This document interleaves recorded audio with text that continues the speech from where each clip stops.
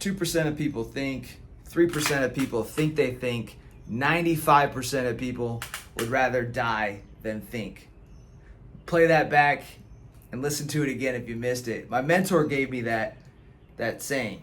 I'll say it one more time. 2% of people think, 3% of people think they think, and 95% of people would rather die than think. Guys, what that quote means is that there's a very small percentage of people, there's 2% of people that actually apply thinking to what they're doing, intention and application. 3% of people, they think that they're thinking. These are the people that'll read the book, they'll take the course, they'll learn from the mentor, and they won't really apply anything. They just like the act of learning. They like the feeling of learning, but they don't like the feeling of application. And then there's the other 95%.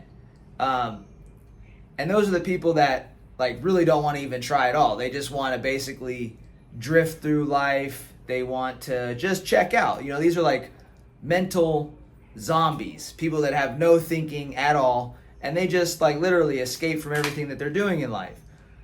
Before you wake up in life, you're part of the 95%.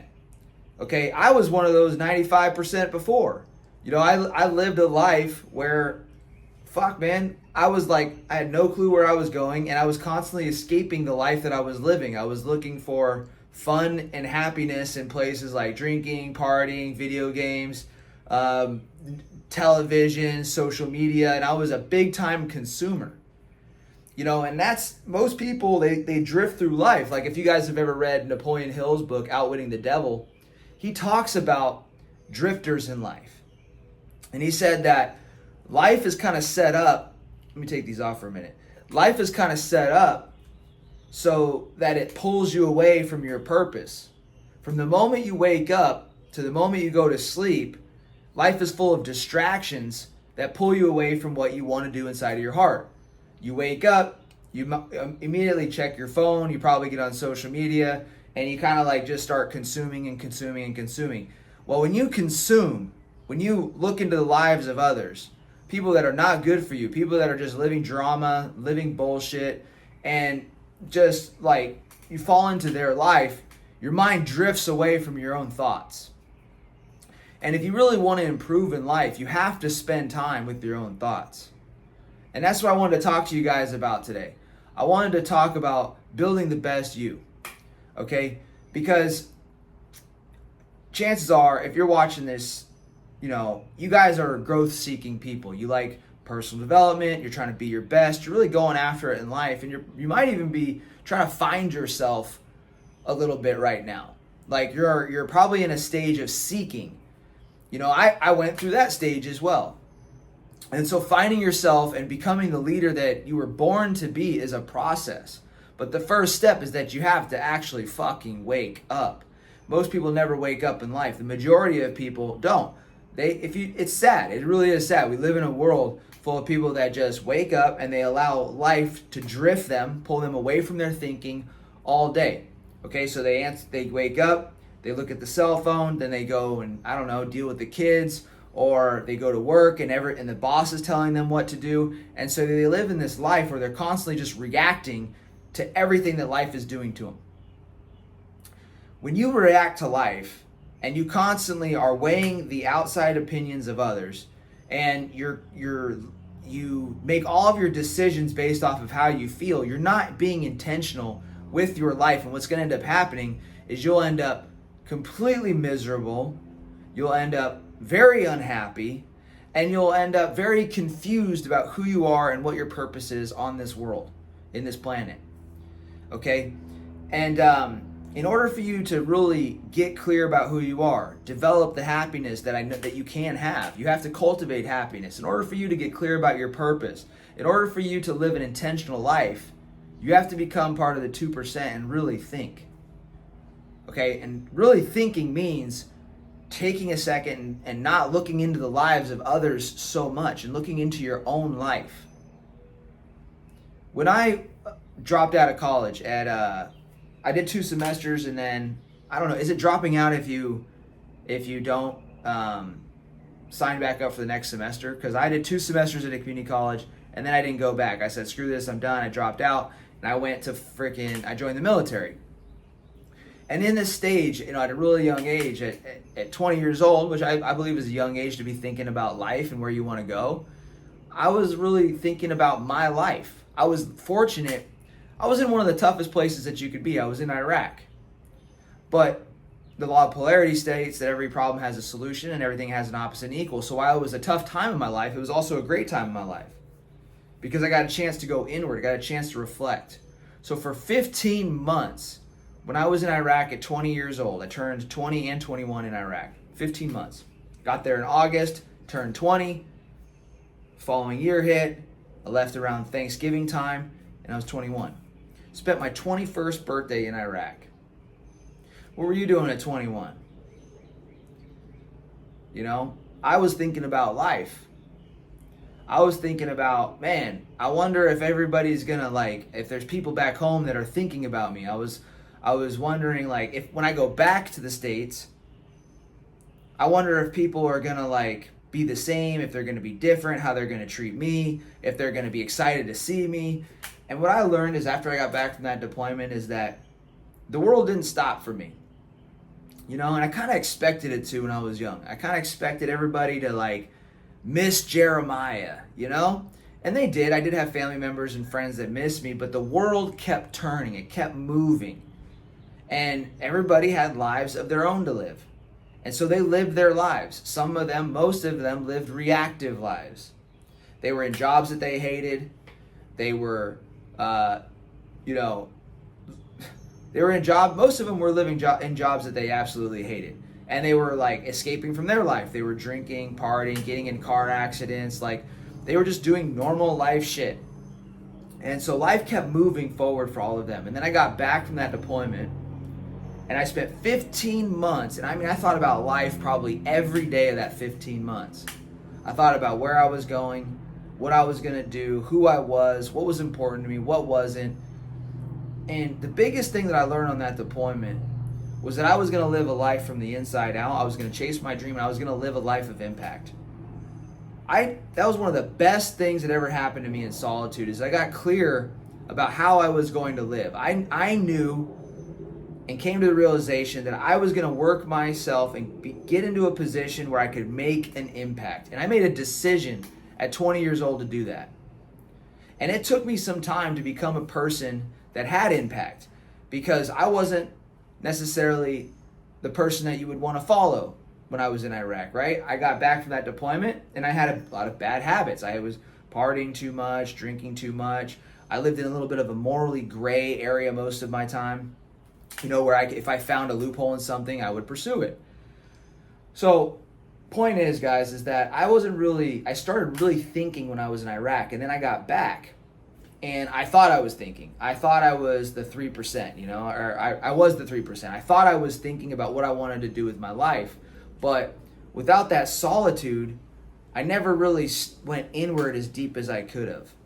And what ended up happening was I did have a vision for where I was going to go. I was going to go become an infantry officer. And so I had this vision of who I could become. But I wasn't actively working on creating my best self. I was just visualizing that person, and I kind of started picking up books about Rangers and Green Berets, and I wanted to study them so that I could emulate them and become them and get closer to being like them. So I would have these peaks and valleys, I guess, with my thinking, where I'm really applying myself, trying to figure out how to get better, but then I'm really not applying everything that I'm learning, and I just think that I'm thinking. I'm not applying. So, this journey with me kind of kept going on. This is probably going on in your life. You're probably in one of these stages where you're either in that 2% of people that are really thinking, 3% of people that think they're thinking, or you're in that stage. You're probably not in the stage of the 95% of people that would rather die than think because you're on this channel here. But as you continue on this path and you're trying to become your best self, you're going to constantly be pulled from life and be pulled into other people's lives. And one of the quickest ways that you will never accomplish your dream is to chase somebody else's. Okay? So I believe this is some life advice and some life wisdom coming from a guy that found direction and purpose in Iraq at 20 years old. Okay, take it for what it's worth. This is something that really it helped me a lot. Epictetus, the philosopher, Stoic philosopher, he said that we should mirror worthy role models. And that was true for me. In order for me to change me and get on purpose, to live life on purpose, is I had to find role models to emulate. But at some point in your life, after you've modeled the role models, you have to stop and really think about the type of leader that you want to be. You have to go inward, or else you become a carbon copy, a clone of everybody else. And if you struggled with imposter syndrome, not being authentic to you is a great way to create imposter syndrome. If you try to be like everybody else, you'll never feel like you. If you keep trying to be like everybody else, you will never truly feel like you. And so there's a world right now of social media people, influencers, and people on, and just, these people online. A lot of guys that are coming up, a lot of guys that are in their 20s, a lot of guys that are searching in life. Maybe you're in your 30s or 40s and you're searching. But a lot of guys that are searching for answers are going online. And as a result, there's these people online that have put themselves online, which takes courage. But they're portraying, they're being somebody that they're not. So most of these people are carbon copies of other people. They're not even authentic to themselves. They're just taking other people's shit and putting it online. Okay? So what I'm trying to get at, guys, is that as you progress and you become a leader, we do need to take Epictetus' advice. We do need to mirror worthy role models. But there is a point in your life where you have to decide what your purpose is, what your mission is, where you have to go fucking inward and figure out how you want to live. It's not my job to tell you how to live. It's not my job to tell you who to be. My job is only to share the little bits of wisdom that I've gained over the years, the breadcrumbs, so that you can find your own way. Success leaves clues. Okay? And the most successful people on the planet, they've always been studied across time. There are so many books out there about how to become successful, how to become a multimillionaire, how to become rich, success has been studied so in depth that the secrets of success are not hidden. They are out there and they're transparent for everybody. But you can learn all of the success secrets, all of the success tips, all of the strategies for you to become the best leader. But if you aren't the best you'll never feel like you're the best. And so my message, guys, for you all is to remember that 2% of people think, 3% of people think they think, 95% of people would rather die than think, and I want you guys to be part of the 2%. So study, emulate those role models, but sit down and make sure you're spending time with you. Figure out what your purpose is. Figure out where you're going to go in life. 15 months in Iraq, that's what did it for me. Maybe you don't need a deployment. You don't need 15 months. All you really need is a pen and a piece of paper and a good morning routine. You sit down every single morning, start writing about your purpose. Start writing about the man that you want to be, the woman that you want to be, the leader that you want to be. Get clear. Because if you're not clear, you'll become a byproduct of everybody else. You'll never find yourself. You'll be unfulfilled and unhappy. And I want you guys, like Mike Tyson said, a happy fighter is a dangerous fighter. And regardless of what you think about Mike Tyson, that's a great saying. Guys, that's today's message. Become who you were born to be. Don't become what somebody else was born to be. And I'll see you guys in the next video. Drop some comments down below. Let's build the community. I love you guys. Appreciate you being here. Thanks for letting me come on and part some wisdom with you. And we'll see you in the next video, guys. Conquer all.